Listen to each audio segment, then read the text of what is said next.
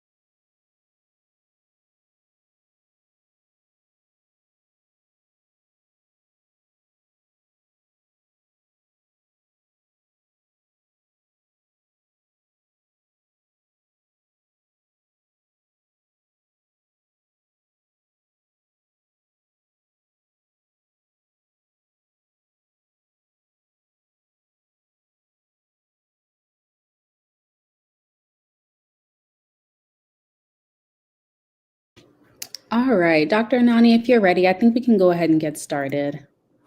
Sounds good. All right. So, hi, everyone. Good evening. Thank you so much for joining tonight. Tonight's session will be on managing friendships and relationships in medicine. So, to just read your introduction, we have Dr. Love Anani, who is a full time emergency medicine physician in the North Crest Emergency Department in the Nashville, Tennessee area, where he serves as the medical director, chief of staff, and Robertson County EMS director. Dr. Anani attended medical school at Howard University College of Medicine, where he earned his medical degree. For residency, Dr. Anani attended Central Michigan Emergency Medicine Program, where he was co chief resident. Dr. Anani currently works with the Tour for Diversity in Medicine and other organizations to help improve diversity in the medical field, specifically with underrepresented males. As the social media director for the Tour for Diversity in Medicine, Dr. Anani continues to enjoy speaking one on one with students to help open their minds and thoughts on medicine. For the 2023-2024 year, Dr. Anani also serves as the professional board member to the executive committee for the Student National Medical Association. Dr. Anani lives in Nashville, Tennessee, but is a native of Houston, Texas, where his family continues to reside. He enjoys sports, comics, and is an avid gamer. He is currently married to Uchenna Azibe Anani, who is currently a NICU attending at Vanderbilt University. They have twin boys who are both rambunctious and spirited. So, Dr. Anani, thank you so much for joining us tonight. No problem. Thank you for having me. The rambunctious and spirited ones are upstairs, so hopefully they will stay that way. We will see. So, you know that tonight's session is specifically about managing friendships and relationships in the Hmm. field of medicine. And Yes. so, being an adult and making friends, they're both hard. Yes. And being in medicine and maintaining relationships can be even harder. So, tonight we would love to hear from you to discuss your experience and how to nurture these relationships. So, the first question I have for you is regarding relationships, what was it like to experience one while working or while studying medicine? It was quite interesting. As my bio kind of hints at, my relationship started actually during med school. So I met my wife during med school. We're in the same class, same year, all of that. So we were actually talking about this the other day. It was helpful yet hurtful at the same time. Some people, when they go home, like to break away from medicine, don't like to think about it, decouple, de stress. But some people, like myself and my wife, we need someone to de stress with. So I found it kind of hard when you were like complaining about structure and function, or how this neuro test was really hard. If you're talking to someone who doesn't quite get it, they kind of just look at you and give you the same, wow, that's crazy, or I can't believe that. But you couldn't fully get everything off your chest. So dating someone in med school was actually quite easy from that standpoint. We were able to have synchronized schedules. My tests were her tests. When I had to go to sleep, she had to go to sleep. When it's like, hey, I need to actually cut away for this test, so did she, and understood completely. So that was actually very, very helpful from my standpoint. But because of that, we were basically in school at all times. Even when we were hanging out, you kind of talk about school, hang around with school friends. To me, that's fine. To other people, they don't like that. So I definitely recommend pick your poison, and definitely decide which type of person are you. And you'll find out very quickly when you either date or interact with people outside of med school which type of one you are. Yeah, thank you for sharing. And so you kind of touched on my next question just a little bit, but I do want to ask in case you have anything additional to add. So, how do you balance spending time in medicine versus with your partner or your family or friends or just other people in general? It definitely takes a lot of pre-planning. Uh, when working in medicine, things on the fly happen a lot less to other people. I have friends who work Monday through Friday, and sometimes they can get hit up by someone on Saturday, at 10 and be like, hey, I got tickets to go see so and so at 7. Do you want to come through? And everyone's like, oh, yeah, I'll do that. No, I have booked up. In fact, I will use SMA as an example. Um, I got an email to do like some talks the other day, and I mean, they are all the way in April. My April schedule is already out. And I'm like, no, no, no, yes, no. And it's like, I'm sorry. Like, and these are, if I go to the average person right now and give them dates in April, they'll say, yeah, I'll see you there. I can make it work. Not as much in medicine. I do say that with a grain of salt. It does not mean you have no days off. You just have to plan really, really early. So if you know, all right, this is my year to have Memorial Day off. I want to spend it with friends and family. I want to go to the East Coast, the gardens or New York or whatever. Then yeah, you set that up in November. You set that up the 1st of January. You say, okay, group Memorial Day is off. Let's start working on an Airbnb. You tell everyone at your job, you take the weekend off, PTO, vacation, whatever you want. Or if it's just your weekend off, then you go and do that. So working in medicine, everything tends to be in advance. Every now and then you get lucky, and yeah, you may be in your pajamas and someone calls you like, well, I do have the day off. But for most of us, everything is in advance. Mhm. That's definitely good to know for us medical students to Mhm. plan in advance. I know, obviously, in school, we do that now as far as like studying, preparing for exams or board exams or what have you. But I think it is important to utilize those skills, not just in medicine, but outside of too. So Oh thank you yeah. for sharing that. Mhm. So, next question is, have you found it easier to befriend colleagues in medicine or people outside of medicine? And can you explain why? Ooh, great question. Okay, for me, people outside of medicine, and I'm going to explain why. You work with your colleagues, and I definitely have great collegial relationships. But sometimes, at least for me as the leader of my group, the collegial relationships still even feel like mandatory fun. They still feel like I'm at work. We're going to talk about work. They are easy to have base relationships, right? Because you're going to see them every day. You're going to work with them every day. And maybe you guys, both want to rave about a restaurant and you'll go there once or twice, or a corporate event once or twice. But you don't do day-to-day things with them. Like I don't have date nights with my wife, with my colleagues, just because, again, it kind of still feels like work. You want to break away. So non-work friends, it's easier to maintain that relationship because you actually get like excited. It doesn't feel like work. It's like, you know what? I do want to go to that Kendrick concert. Or I do want to go to that Beyonce concert with you guys that's coming up. That's going to be really fun. Let's synchronize our schedules to do that. Also, if we're being honest, there's one bad fact about being friends with work colleagues. You both can't take the same day off, right? It's only like, depending on how big your group is, my group is 5 full-time positions just about, and like a couple of PRN docs. So yeah, there's only two people working a day, but if you want to do something with three of your colleagues, then two of your colleagues have to work that day. If they don't want to work that day, then you're jumbling schedules. So, when you're kind of planning your vacations, you have to actually plan them opposite your other colleagues. A date night here and there, you can make that work. That's even more planning because now you got to find the colleague who doesn't want to go and they have to tell them why you're getting a day off. Well, we're going to dinner together. Well, I want to go to dinner. Well, sorry, we're going together. I need you two to work, and I need you to be the backup call person. So that's the real reason I think work colleagues are harder than non-work colleagues, because then you're juggling both the same work schedules. Okay, that's definitely helpful to know, Mm-hmm. and a good answer, I think. And so, going off of that, how would you say you balance your friendships with your colleagues while also maintaining a level of professionalism? I think it's only putting, at least for me, especially kind of like as the medical director boss guy, I only put myself in professional scenarios, right?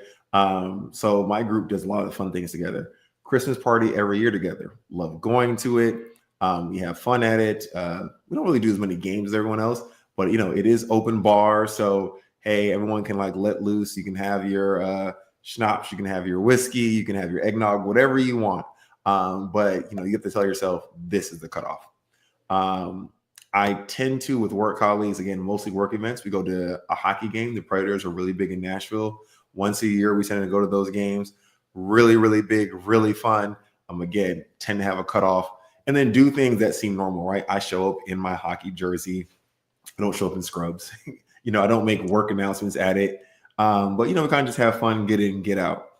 I can think of twice, maybe three times in all my years in attending. It's like, yeah, I'm gonna meet you at this bar and we're gonna go crazy. It hasn't really happened. A concert, I think with one person, but I just now have colleagues who have my same musical taste, so that's probably mostly on me. And then I'm trying to think. Like dinner's not that big, but we'll do group events. Someone's getting married, we'll be there. Baby shower, we'll be there. Your kids graduating or something like that, sure. So we tend to do big highlighty stuff, but the small, like, hey, I just want to go putt golf, that ends up becoming a underlying work event if you go with too many people. So I maintain that professional boundary by not going too far.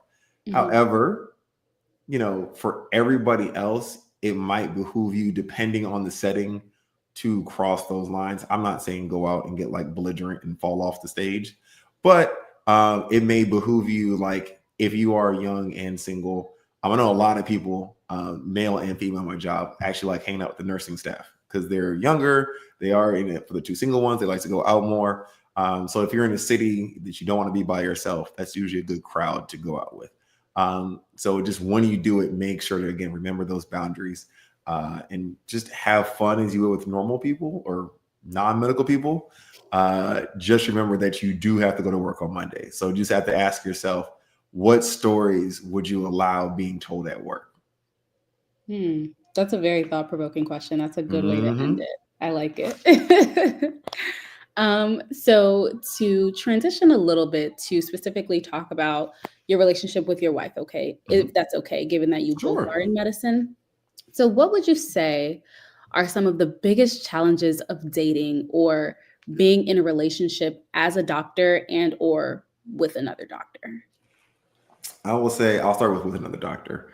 So obviously, again, schedule goes without saying, right? You're juggling your schedule, their schedule. We plan date nights in advance. It's just a lot harder. It's the in between stuff you forget to schedule because everyone's job is important, right? Sometimes I think like as doctors, we feel like we're the top of the food chain. So if I'm a doctor dating a waitress and it's like, oh, I don't have this day off because I have to go to work. Well, I'm going to save lives. You're going to, be a waitress. So if someone has to watch the kids because it's a snow day, all right, waitress, you're calling in, not me, right? Like that's easy. When you're both doctors, it's a lot harder. That actually happens a lot. Our biggest terror in all of life is daycare closing for some unknown reason, because then it's who takes care of the kids. Do we call in someone? Do we have a favor? What friend is off? Then you're kind of going through your Rolodex of trying to find people to watch your children for not like, oh, 3 hours while I go get this done. 12-hour shifts, 10-hour shifts. It's a long time. So that tends to be hard. And I think that's easily the hardest part. The second hardest part is if you're in contentious specialties. We're not, right? Mm. Emergency medicine, NICU, don't really have any reason to badmouth NICU. NICU, please save me day in, day in. And I appreciate you guys so much. I need you guys every single day, right? And NICUs don't do adults, so they'll be fine with that. But if you were, I'll do EMOB because my brother-in-law and sister-in-law are both OB, and I love them and love me. But every time you get around each other, they have that one story. What y'all folk in the ER be doing? I got consulted for a menstrual cycle, blah, blah, blah. Then my retort is, well, how do they know it's a menstrual cycle? She's been bleeding for 17 days. It's not our fault. And then you kind of just go back and forth. And it's definitely fun and all in jest. But, if you get in home, you don't want it to get too real. You're dating ortho and you're like, why couldn't they come reduce my hip? I told them I couldn't get it in 5 times. Why couldn't you get it in, EM? Do better. And it's just like, okay, I thought you were supposed to be on my side. So it's a little contentious. After a while, when you're around each other, you will start to feel bad for the other side. So then, I'll go to work, and if I see someone who works in NICU, I'm like, I know you guys are working hard. Thank you. And she says when she goes to the ER, she definitely lets them know, like, I know they're working harder. And I've been wearing down my in-laws a lot. I think they're taking it a lot easier on us ER docs, but it's everyone's favorite punching bag. So I would say that is probably the second biggest thing about dating someone in medicine. And then the third, not so much, but sometimes some people, I don't think it's my marriage, but some people like to play big bank versus little bank. And so I make this much, I make that much. Well, your specialty is corrupt. Well, you can make more money if you did this. Why are you working academic? Go work locum, and et cetera, et cetera, et cetera. But most of the time, everyone knows what they're getting into from the jump. So that is a few and far in between. As far as dating someone not in medicine, I think some of the hard points are them understanding why you don't have time. I've gotten that a lot from like talking to my friends. It's like, she didn't understand why I was on call. I told her the next day was my off day, but I didn't want to do nothing because I was back on call the next day. So my post call day, I just wanted to sleep all day. But they're like, well, now you got to be a human being. So come out, go to brunch with me, go do this and this and that. And it's like, I just want to rest. And you're having to explain all of those things to people. When you come home and again want to vent about the general public, I think everyone in emergency medicine right now is venting about why people did not get their flu vaccines and why we're overflowing with the flu. A lot of people don't get the flu vaccine. So you're venting to someone at home and they'll be like, I didn't get the vaccine. And so you're like, right. So you're kind of dealing with that just a little bit. And everyone talks about 3 big things, in my opinion: work, weather, sports. I think they're just like things that go on and everyone kind of like, oh yeah, that game was on, or the weather is like this. And then you talk about your job. So if you're talking about your job and someone's eyes glaze over, that happens a lot when they're not in medicine. You may start using big words and other things like that. They don't quite get it. And then you may start resorting to only talking about the social aspects of your work. But that can be HIPAA violations, right? This person came in. I can't believe that, they were dating. Their baby mama came in and started yelling. And then the kids this and that. And like, oh, I saw that on Facebook. It's a lot easier than saying, oh, I had a patient with pneumonia today. You probably had 4 of those. You can't really figure it out. But, oh, man, this 21-year-old came in. She's on her 5th kid. And, this is a new father. It's like, 21, 5 kids, and lives in this city, depending on the size of your city. If you're in Atlanta, that's every other block. But if you're in small towns, it's like, wait, I know that person. They work at Walmart. And just you may let that slip on accident. So you got to be really careful about that. Thank you for sharing. No problem. That was a great answer. And so you mentioned at the beginning of your relationship with your wife, you all met in medical school, you would study together, your exams were her exams, and then obviously things progressed from there. So what would you say were some effective ways to build and foster that meaningful relationship beyond just studying together? The good thing about Studying again, unfortunately, good or bad, was the foundation. We had a nice little study group. It was great. When you were actually late night studying, we were really late night studying. So you could actually say, like, oh, yeah, I was right next to you the whole time. The best part is everyone in med school knows that post test euphoria that you have. That person's right there with you. They walked out the test. Sometimes we would kind of time each other, like, girl, you're taking too long. I'll meet you in the dorm room. I can't stand outside this place any longer. But that post test euphoria you get to share. So all of our plans were made like in sync. It's like, oh, when the test is done, all right, this test is on a Monday. Monday night, we're gonna go to this movie. Tuesday, we're probably, we'll go to class, but after we'll eat dinner here. And then Wednesday, we'll try to do some event. And planning those events were just 10 times easier because it wasn't like, hey, tell me your schedule. No, I had your schedule. It was the same schedule. Outside of some different extracurricular groups, like, oh, okay, I have to go to this SNMA regional conference. Well, I'm not on the board this year. I'm going to stay back. Stuff like that. But even then, you kind of just drug each other along. It's like, hey, I'm going to RMEC. Well, I don't have to go to RMEC, but I'll go if you'll go. And then we'll do that together. AMEC was always another big one. Hey, we're going to go down here for these couple of days. I'm on the board, so I'm going to go down earlier, but I'll meet you on Friday. Yeah, cool. And those times were just glorious. So all of my fun days, all of my euphoric days were spent with her. And it wasn't well, now I'm working, which can happen sometimes when they're in medicine, when they're not the same school as you, right? And you're just not on the same schedule. That part can be a little harder to line up. Mm-hmm. Do you have any advice for someone who is either in a relationship with someone who may not be in the same year, may not have the same schedules, or in a different program or what have you? So I'll start with not in the same year. Not in the same year, but at the same school. It may seem wrong, but really, really do it. Everyone's goal is to get out. So if you got to be boyfriend slash girlfriend and big brother, big sister at the same time, then do it, right? If you got the tips and tricks, pass it along. I'm not saying cheat, right? But hey, this class, this is how it went for me.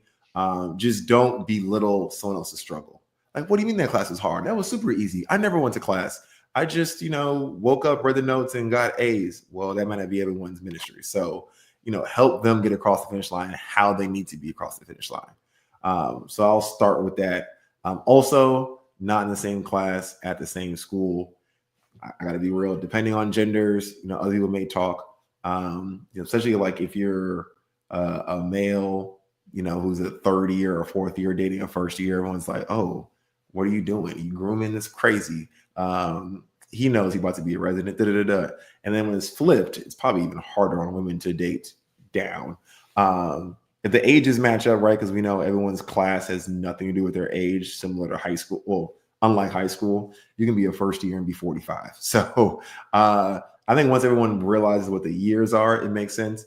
But sometimes just when you're in different classes, everyone has questions to start, like how they meet, et cetera, et cetera. That goes away.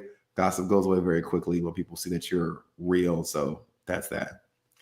When you're at different schools, use big events to link up as, right? We're always going to go to AMEC. We're always going to see each other at RMEX. We're always going to have this weekend off, that weekend off. Just like everyone else, plan in advance. Your test weekends are not going to be in sync. Some people, and that was me, are fine. Hey, I know you are going to have a test weekend. I'm coming to you to kick it this weekend. I am just going to be your cooker and your cleaner. When you're doing that, do not impose on the person. Hey, I'm really bored. Where are you? Come over. No. You just wait in the room. When they show up, hey, you want dinner? All right, I got dinner for you. You done studying? All right. And if they have time to watch a movie, they have time to decompress, that's fine. And when you need to leave, you need to leave. Adding on stress to anyone in med school's life is probably the fastest way to end a relationship. And just to everyone out there, you will be surprised what people call stress, right? You got financial, you got time crunch, you got emotional. So just don't add to any of that. So that's the biggest one for people at different schools. When your schedules don't link up, just you got to find that time and you must make time.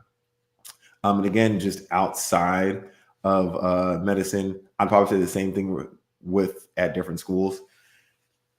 You got to be there for each other. You got to make that time. When someone is in a difficult season, you just got to be there for them, whether it's cooking, cleaning, just being as emotional support.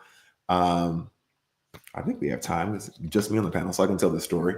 Uh, the biggest thing I think my wife ever did for me, and I always tell her, honestly, this is like the moment I knew she was like wife. Second year, step one, I failed, she passed. Right. So this made me sound old. This is when step one had scores. So right, everyone's entire life was, oh no, if I don't get the score, I'm not going to do what I want to do for my specialty, which is like people act like step two now. So failing was a conundrum because it not only was it can I not do the specialty I want, it became are we going to graduate at the same time? Our schedule is going to be off now, which was our kick it time. And so I was down bad. And that summer, I decided to like push through to take the test as soon as possible to get back on the same schedule. And that was the last free summer we had. I mean, she could have kicked it at Six Flags, sat on the couch, relaxed for the rest of the summer. And she did that at my place. So I would go off, I'd study for the day. I'd say, all right, I'm coming home. I'd come home. She'd meet me there, already be there. I'd be like, all right, I'm gonna eat dinner. She's like, all right, dinner's made. And then I would go back to study. And she's like, all right, I'm gonna watch HGTV or whatever was on TV at the time, whatever Netflix special she wanted to watch. She'd watch it. And then when my eyes crossed over, I'd be like, I can't study no more. And she's like, all right, what you want to do? And then if it's like go to sleep, all right, good night. And if it's I want a late night snack or I want to watch 30 minutes of this show that I find decompressing, she watched it. And I found that to be so helpful. So that's how I knew. So if everyone can get that type of relationship, from someone, even if they're in medicine or outside of medicine, that's what we need when we're studying or down bad, just a shoulder. That is so amazing. Thank you for sharing that story. You're welcome. It's a true story, I promise. I love that so much. That's so awesome. I know for me personally, I'm currently in my dedicated period studying for step one. So I know like how much it would mean to Oh have yeah. somebody Oh here yeah. to just cook, clean, just do what I need to do so I can, lock in and grind. So I And definitely love that and kudos to her. right? And I remember sitting there like she, she's her own med student, right? Because everyone feels like they're too big. And before anyone's out there, she was not like at the crib scrubbing the floors, nothing like that. But she definitely washed a dish or two after dinner, right? Like that definitely happened.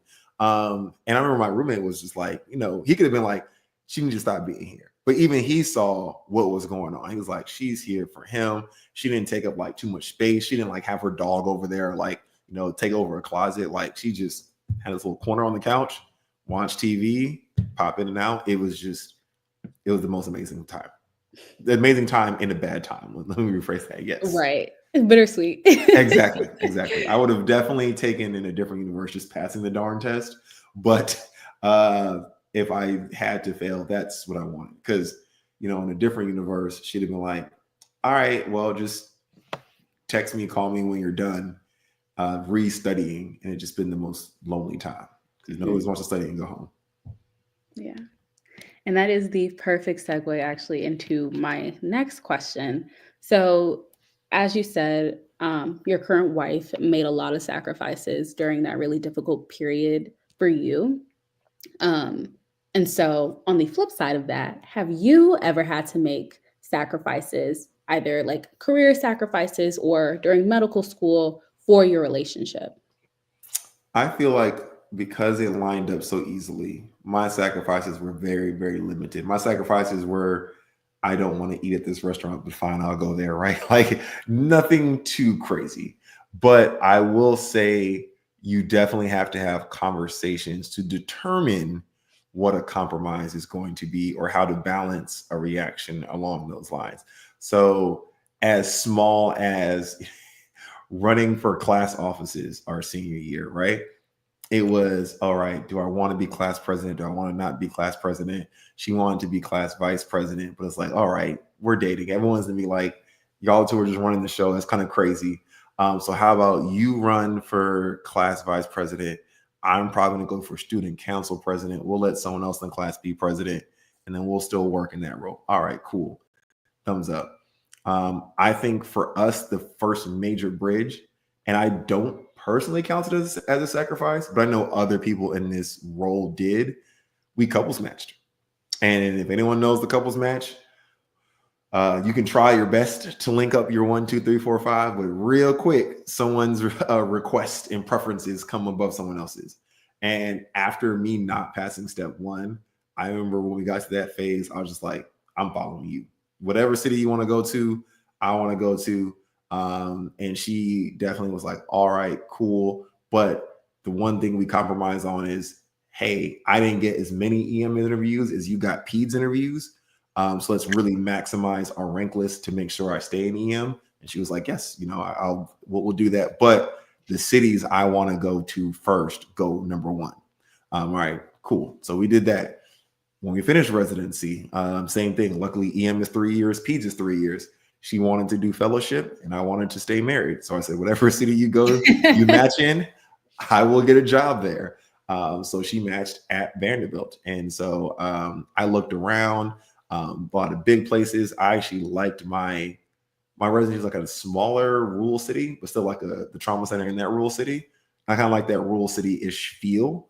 So when I started looking at jobs around here, I kind of knew I was going corporate versus academic. I didn't want to do research or anything like that. So I found corporate jobs, but I had to sit on my hands until she matched, right? Because, that's a whole nother match. And luckily their match is in November, like October, November for PEDS for the fellowship match. She got her results. I said, boom, I'm on it. I think I had a job by January, February, and we moved here by July and have been in Nashville ever since. So I would count those as my quote unquote sacrifices. Everything else I think we've ever had to do has been in sync. From down to when to buy a house to when to have kids, it was always a strong conversation. And that's another thing I don't mind getting into. So if you have questions about that, I'll wait till you ask me. But you can either roll the dice and do it randomly or have it planned as close as you want to. But when it comes to planning a family, you definitely have to lean on that planning part. Thank you for sharing that. It obviously no relationship is without struggle or without sacrifice, but I think from the little you've told me, obviously in the grand scheme of your relationship, it sounds like things worked out. Yeah. Things aligned really, really well. So I'm really happy to hear that. Thank you. And you did mention about like family planning and things along those lines. I know as a woman in medicine, personally, that's something that I do think about. So if you could share, if you don't mind, about your experience in that realm. Sure. I think every couple in medicine is not a date. It's not the first date conversation, but it's definitely a pre-proposal conversation. Hey, how many children would you like? You got to at least ask that question. And most people will have that answer by 3 months in, and probably if not sooner than dating. How many kids the person wants? First and foremost, most people should know this by now. Stop trying to train people. If someone says, I want to have 5 kids and you want to have 3 kids, don't just chuckle it off and say, we'll figure it out. Like, are you sure you want 5? You sure you want 3? And, life has its ways. But just make sure that no one is going to feel robbed if they don't get to 5. I'll definitely ask that question. Like, oh, hey, I hear you want 4 kids. If, we're going to do everything we can to get 4 kids, but if we end on 3, will your life still be fulfilled? And just hopefully they say yes before they go find the 4th kid somewhere else. Secondly, you can work on the planning as much as possible. But, what's the old saying? Human beings make plans, God laughs. That can be a real thing. Obviously, my wife is a woman in medicine, so we had to talk pretty early, like, don't want kids at 40. Boom, I understand that. Her specialty, PEDS, is very kid-friendly. However, when we had our conversation, she still did not want children in residency. And fellowship was okay. After fellowship was more than okay, but she knew in residency was not going to be her ministry. That's not where she was going to go. And other people probably would lean towards in residency based on their age or anything else like that. So it's definitely a conversation worth having. The reason why it's worth having is the average person is very lucky, right? Meet someone, get married or not get married, coitus, children, boom. That's it. That's the average person. This is not a secret because I know it's on our Facebook page. That was not us, right? So we met each other, got married, took all the precautions because no one wanted children during residency. During fellowship, you kind of think like, all right, cool, we're young, you're going to have kids off the bat. That didn't happen. And then you have to start looking into other reasons why. And then you have to start going down that road of what do we want to do now. So we actually did IVF, took a couple of rounds, but we got, again, two rambunctious people that can hear stepping on the ceiling above me right now. So that worked out for us, but we luckily had age on our side.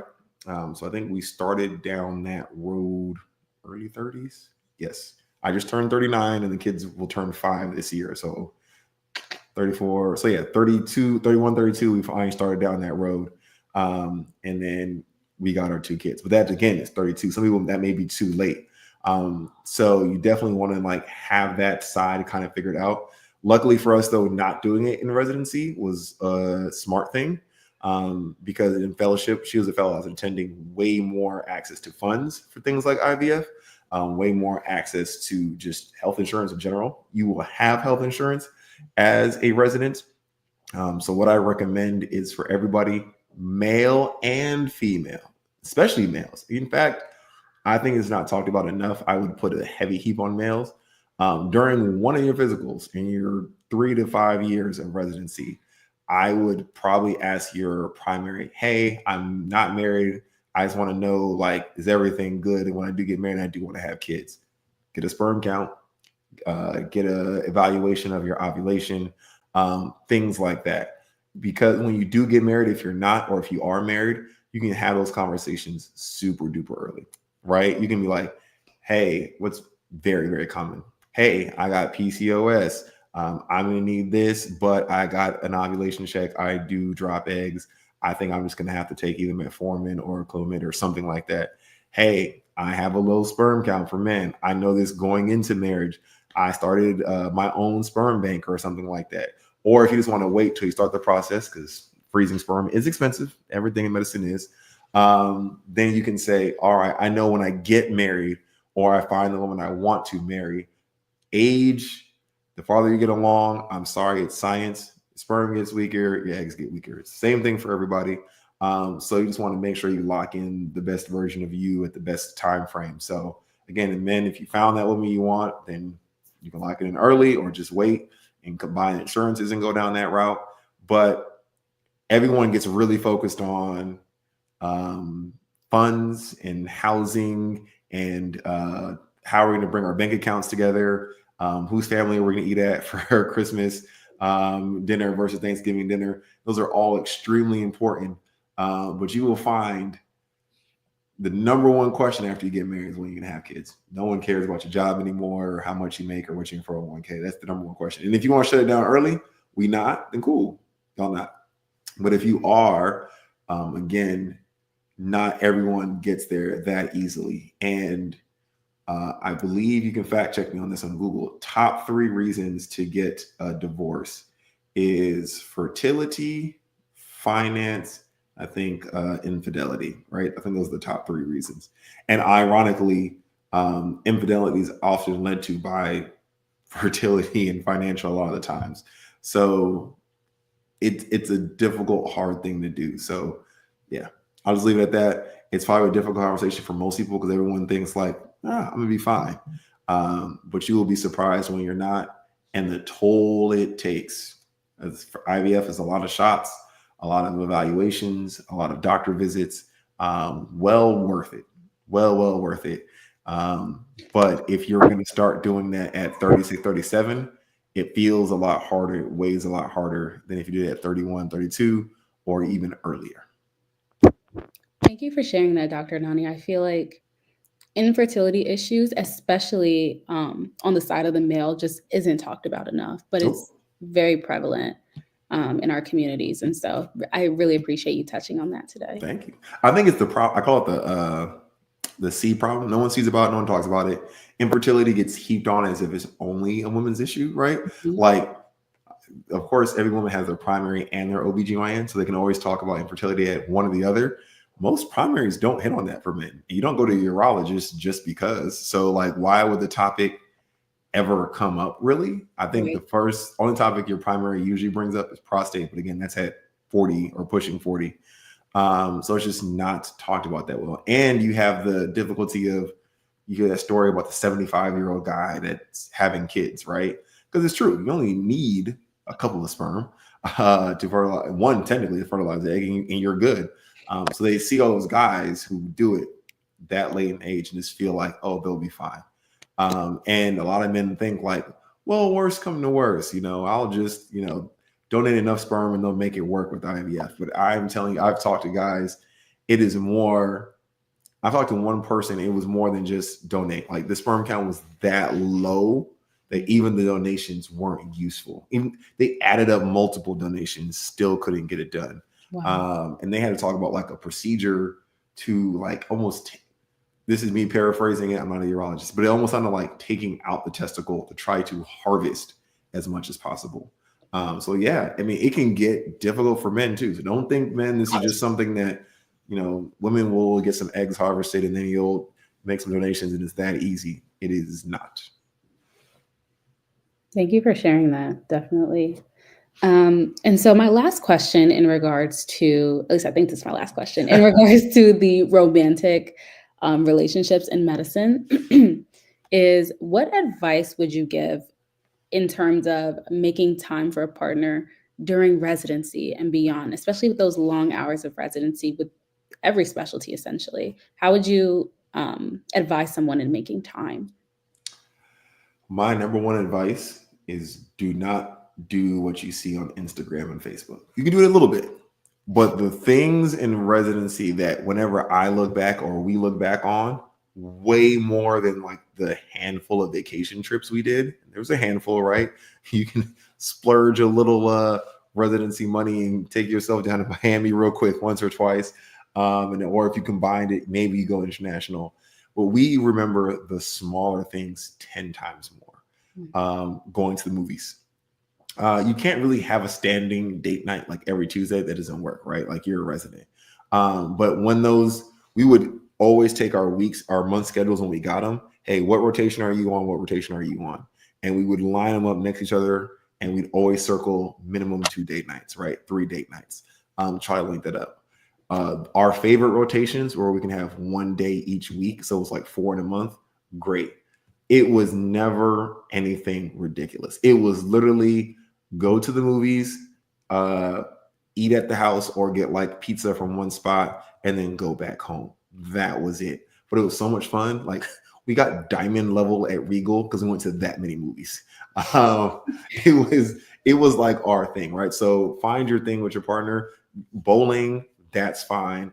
Whatever, if you are foodies and you just want to try restaurants, eat within your budget. Steakhouses are not where you're going into in residency. Maybe once a quarter, you pull your date night funds and you splurge on a steakhouse. But find your spot, your Chipotle's, go get that guac with your other person. It's great. Again, in your city, I recommend finding local spots because they tend to hold more memories. So like, again, this pizza place that was only in this Midwest portion of Michigan was really great to us. So we ordered there a lot. It was like called Cottage something. But it was really great. Trying new restaurants, local places like, oh, it's local Thai restaurant. It's great. And then surprise each other. I remember one day I got off early from call and she thought she was gonna be at home by herself. So I like surprised her. And that was really fun. Like I didn't call or text, I just showed up and it's like, oh yay, now we have time. Little gifts are really, really cool.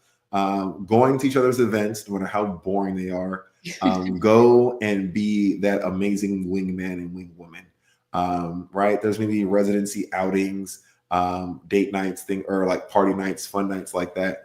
Go and show that, yes, my spouse has somebody. You're not always going to be in the same program. So yes, I'm in a different program, or I exist. She's not making me up. He's not making me up. And just don't go there and like be a bummer, right? So, because then you're the bummer, and everyone is going to associate that with your partner. So you definitely want to go, smile, be happy. No matter what tea they told you at home, the tea doesn't make it over there. Only the good stuff. Like, oh, I did hear about you. You really helped my wife with that intubation. Thank you. You're cool. Oh yeah, she remembered it. Oh yeah. But not, hey, but you were also late to sign out 7 times, get your game up. Like, you can leave that part alone. And personally, I like putting names to the T. I was like, oh, so that's so and so. Oh no, you right. Yeah, I don't like them. Or like, oh, I did like them. It's like, no, we're supposed to hate them. Okay, I'm gonna try harder next time. That just goes really, really farther. And then you kind of again ingratiate yourself into like a second family and second life. So small things, keep them regular, plan them early, and then be the great wingman, wingwoman for your partner. And I think those are my biggest residency tips. Thank you for sharing, and thank you for your transparency as well. We love No it. problem. That's what we're here for, right? We're here to be honest. I like doing these talks and sowing these seeds because you want stuff to grow. And so if you plant fake stuff, you will grow fake stuff. So none of that around here. Absolutely. So transitioning to family, specifically, you wear many hats, but one of the Mhm. hats you wear is being a father.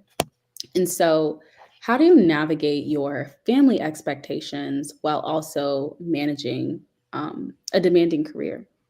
Oh, that's hard. And what makes it hard is demanding careers tend to have higher hours. So every shift is 12 hours. So if I have to work on a work day, I can neither drop off nor pick up the kids ever, right? It's not like, oh, I dropped them off on the way to work or I picked them up after work. It's never going to happen. I work 6A to 6P, nothing's open. I work 6P to 6A and I'm asleep in the morning when they need to be dropped off because I'm getting ready for a 6 p.m. shift. Maybe if I had the day off before, I can drop them off and take a nap, but I'm not picking them up because I got to get ready for work. I have to head to work at 5. So that's the hardest part. And so what happens a lot is I have to work 13 shifts a month. And I joke about this all the time, but it's true. Bad stuff at the house only happens when I'm at work. And you just feel like you're not fatherly when it happens. Like the other day, one of the kids needed a stern talking to, and that's like dad role number one. But I got home 3 hours after they got to the house. So the stern talking to doesn't hit as hard because it's been 2 hours. They've been around playing already. So you have to call them downstairs and like, hey, remember what you did 2 hours ago? We don't like that. And they're like, he still got the point, but it didn't hit as hard. Right. Or the other day, the lights went out. It was a big old thunderstorm. The lights went out. My wife texted me at work, the lights are out. This is like 1 o'clock in the morning or something like that. And I was just like, I can't help you. Like, I can't. I'm going to do the best I can from here. I'm going to call the electrical company. I'm going to look up the estimate times. I'll text you. But, things as where's the flashlights in the house? Well, I do know where they are, but I'll text you. And so that's hard. You want to be there for your family and execute the role. I think moms have it 10 times worse than dad. Mom guilt is serious. Like everything equates to mom guilt. Your kids don't dress a certain way, mom guilt. The kids' clothes don't match, whatever. Like they pick that or that's what they want to wear. That doesn't wear on me as a dad. The kids don't eat. They'll eat when they're hungry. Doesn't wear on me as a dad. But mom guilt is real. But the kids yell, throw a tantrum, and I'm not there to discipline them. Dad guilt. Something breaks, the lights turn off, the fireplace doesn't work and needs the battery replacement in the back. I'm not there. Or my all-time, the one that I hated the worst, the internet went out. It's 2025. This was in 2024. But in this century, I would dare say it's electricity 1, internet 2. The water could cut out. People will be fine. But the minute the internet goes out, there's no Paw Patrol, there's no streaming, there's no email. The whole house grinds to a halt. And it's like, you're trying to give instructions. All right, did you take out the router? Did you call AT&T? Oh, and it's just like, that's, I feel like I'm giving my job. So number one thing is the guilt. And you have to learn to shed the guilt. Like, okay, if I didn't work though, we wouldn't have 5 gig internet. We probably wouldn't even have gig internet. So yes, you're not there to restart it today, but you're at work to pay for it. And you just hope everyone understands. Usually your partner does until it gets to like weighing on them, like night number 3 in a row or 4 in a row. Then it's really, really bad. Juggling the responsibilities is a necessity because if the guilt from one person weighs on that person, it gets really hard. So a lot of mothers tend to want to do the child raising and like knowing more so where your child is every day. So again, on the snow days, it hurts moms a lot. Dads, I'm your dad. I took the car and I trudged up to work backwards and forwards to provide for you, right? So we don't feel as bad. But when mom has to go to work on a snow day, she's scrambling who can babysit, who can't babysit, and it kind of like almost falls to them. So helping in that way when you can is always helpful. But just not feeling like I'm fulfilling the role to the maximum is probably the only hard part, because working is what provides for them. It's why they get this house in general, and why they get the TV and everything else. Mhm. So one day they'll understand that. But now they just know you go to work, you don't go to work, and they figure it out. Mhm. I think I really appreciate that. Yes, you acknowledge it's a difficult balance, but you try to find the positive aspect of it.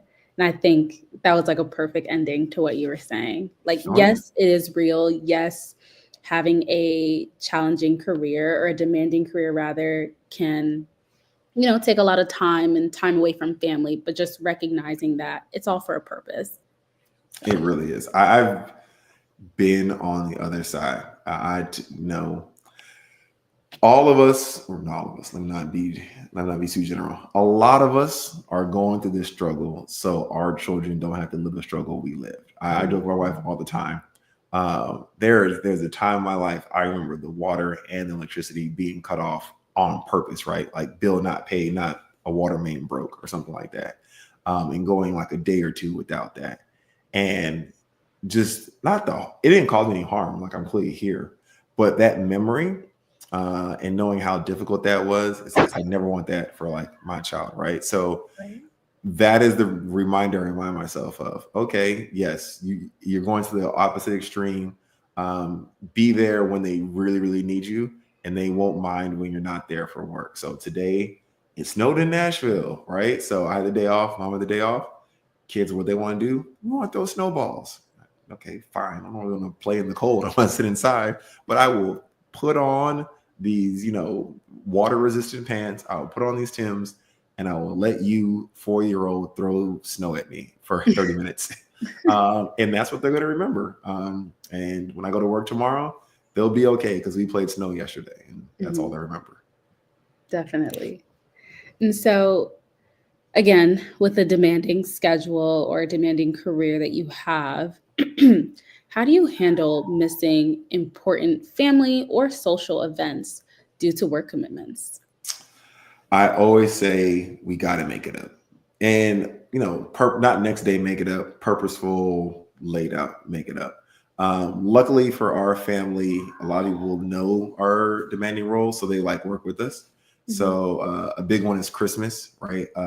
We learned a long time ago in our family that Christmas is going to be my wife's side of the family, so we're spend time with, and Thanksgiving will be my time, my side. So for Christmas, that's my wife, neonatologist, me, emergency medicine, sister-in-law, OBGYN, brother-in-law, OBGYN, with mom, who's a NICU nurse, and dad, who's a professor. He's a professor, so he gets every Christmas break off. He's just chilling at the house. But the other five of us are like juggling medical schedules, trying to figure it out. So we just delay gratification. All right, boom. We are not going to be together on Christmas. But December 28th is going to be Christmas part two. And we're all going to get together, and we're going to do our matching pajamas then. And we're going to open our gifts then. And we're going to have the Christmas dinner on that day. We just figure that out. And no one gets any harm. We still call each other on the actual Christmas. We'll still send the kids to the grandparents on Christmas. Y'all can go down there and play with them. I have work. So they'll go down and like hang with grandma and grandpa. But we work, and then we just repeat Christmas. Birthdays, you kind of say, I'm not going to be there, but here is the Cash App drop. Enjoy. I will FaceTime you on that day. And it's great. I am missing, graduations. Luckily, weddings, people plan it far enough that we can take days off, Mhm. at least on my side. My wife and I are pretty good on, if you're big enough and close enough to our family, we'll at least send one person, right? So, hey, so and so's getting married. I know you're on service that week. You can't get it off. I do have that weekend off. Your mom is going to help you watch the kids. I'm going to fly down and represent. And it's like, if you're close enough, all right, cool. If you're like my friend from college you never heard of, she's gonna be like, no. But if you're the person that we see every holidays, or they're our close family friends, it's like, okay, I'll go represent. I'll come back. Mhm. So we try not to miss too many. And then if you miss them, you just got to make them up. Hey, uh, we went to Renaissance Girl. We're not gonna make it to Cowboy Carter. She's not coming to Nashville. We just gonna have to put pause on that one. I know she's gonna be in Houston. We could go save my sister, but those dates don't really align. We're gonna miss Cowboy Carter, but there's supposed to be a third one. We'll catch the third one. We'll make that up. We'll make that up. So this is actually the perfect segue to my next question, which is how do you prioritize self-care with social time with your demanding schedule without feeling guilty, if possible? There's always some guilt. Life has guilt, right? Like, I mean, you could work at McDonald's, and if you had to miss your kid's soccer game, you'd feel bad, right? So, what I tell my wife is, everyone has to give up something in their job. At least we have the means and the funds to when we do get to do self care, we get to do it to the max, right? Mm. So, yesterday was the birthday. Boom, we're in steakhouse money territory now. We can go there. They had a nice little menu. It was great. We can have all the courses. You want an appetizer? Yeah. Salad? Yeah. Steak? Yeah. And dessert with a nightcap? Done. You have to go all out when you have opportunity. As the saying goes, at least in the Nigerian community, life is for the living. So you got to live. This life can't come and kill me. Like it can't happen. So I can't kill myself. So I'm going to live it up. So like literally, a friend of ours was getting married in July. We had told ourselves no travel this year. A friend of ours is getting married in July. Our wedding anniversary is in July. It's literally the same weekend. It's in Punta Cana. I looked at her and I was like, look, this invite just came in. I know we said we weren't traveling, but we could travel. We can celebrate them. Yay, get married. Our anniversary is the next day. We can hang out and then we can come back. And that's all before the new academic year starts, Madam Assistant Residency Director. So, hey, won't that be nice? And then, we kind of like talked about it and said, yeah, self-care, self-love, non-demanding turnaround. We do have the guilt of, well, what about the kids? But then, we kind of remind ourselves, grandma and grandpa said they love the kids. They said they like being around them for a little time. As long as it's not a ridiculous amount of time, we found most people are okay with it, right? That 3-4 day window is what you have. After 4 days, the grandparents will ship the kids back to you usually. So we get that 4-day territory and we get that quick trip. You come back. That's how you have to do it. And that has been planned since December. I think in December I got the invitation. So then now we're looking out again to July, 6 months in advance, 7 months in advance, to lock in that weekend. So we're doing that. She is on the board for Howard University Medical Alumni Association. There's a scholarship giving that they do every year in February. We have our own scholarship with our name on it. It's February 28th. My friend's getting married in Jamaica, March 2nd. I am the best man. So, all right, boo, how are we going to do this? You got to go to this. You're the assistant co-chair for scholarships. All right, we have to fly from Nashville to go to DC, go to this event. Oh, it's the same weekend as Charter Day. Charter Day is massive at Howard. So we got to do this event and Charter Day and hop on a plane, then go to Jamaica, then come back. But it all took planning. So we sat down, we planned our calendars, again, hit up the grandparents. And when we do those things, there's work involved, board, co-chair work, best man work, stuff like that. And you squeeze in self-care. So again, we go back to our roots. Hey girl, that new Captain America's out. We're going to be over there for 2 days. One of those evenings, you want to go watch a movie? Yeah, that's great, right? So you just got to squeeze the things in where you can. Again, keep it simple, good movie, good dinner, good night out, whatever it takes. And hey, I think the next night we're like, oh yeah, we're just going to watch the SZA Kiki Palmer movie. It's now streamable. You can now rent it. So we missed it when it was in theaters. So hey, let's just rent it at the house. Or in the hotel or at your sister's and then watch it the next day. So you just got to squeeze it in where you can. I think the biggest theme that I'm getting from your responses and all the questions is planning and planning early.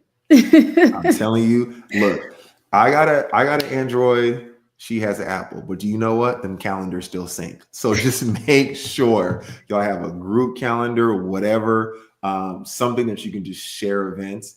And that's so easy because you think you plan stuff in advance too. You still forget. I was like, girl, what time is your flight today? You know what? It's on the calendar. I went and looked, or something like that. So you really just have to be responsive in that manner. And another big thing outside of planning, I think I just said it, so that's why it came to my mind. Be responsive. If I text you, or and something needs to be changed, I think we have a general rule: calls if you can, answer or return immediately. Text if you can, answer or return in 1 to 2 hours. I mean, emails, you can email me back tomorrow, but like we don't email each other. That's I'm sending you the tickets to this. That's the only email I sent her, or I'm forwarding you this receipt. But everything is usually through call or text, because you have to link up when you need to link up. Thank you so much, Dr. Nani. We just have one more question. I know we're out of time, but I just want to ask this last one, which is, what's one thing you wish you knew about dating or maintaining relationships before entering the medical field? So the beginning of medical school or prior to. I wish I knew that people only, how can I phrase this? People seem to only care that you remember them more so than you're there with them. So what I mean by that is I think a lot of people cut off friends because they're like, oh, I ain't got time for them. And I asked them, what do you mean you don't have time for them? Oh, I can't go to their graduation. I can't go to their city. We don't live in the same city no more. I cut them off. We're not friends. And I'm just like, most people are really cool with just a text message on their birthday and hey, I was thinking of you on this random day. Here's a funny gif or meme or gif or meme or something like that. Or, I thumbs up your IG post and that's it. The average person is really just fine with that. And when the time comes, if possible, then you link up, right? Hey, girl, it's been 8 years since college, but I'm in your city and I saw on IG 2 weeks ago that you said the restaurant's great. Do you want to try it again with me? And you'll be surprised. People will be like, you know what? You have been a steady figure in my life. You have always responded to me or like remembered me. Yes, I will get off my couch, which y'all may not believe is really hard to do after 35. I'm going to get off my couch and I'm going to go to dinner with you. That's all people need. Some of my closest friends, I do not see that often, but we'll link up online, play a game. And just because we hear each other's voice, it keeps it going. So don't leave that group chat. Don't close out that account on that social media unless you really, really just have a strong need. These connections, these pathways we have to other human beings are really great. And it's really all people need to kind of just keep a friendship going. Dr. Nani, that is all the time we have. So thank you so much for joining us today. And thank you for your valuable insights and just being open to sharing your experience about what, relationships and managing friendships is like in the field of medicine. So I really, really appreciate your time tonight. No problem. Anytime. And I'll be at Amex. So if anyone sees me, just stop me, say hi. Or like I said, shoot me a message and I'll respond. Will do. Thank you so much. Thank you. Have a good night. Bye.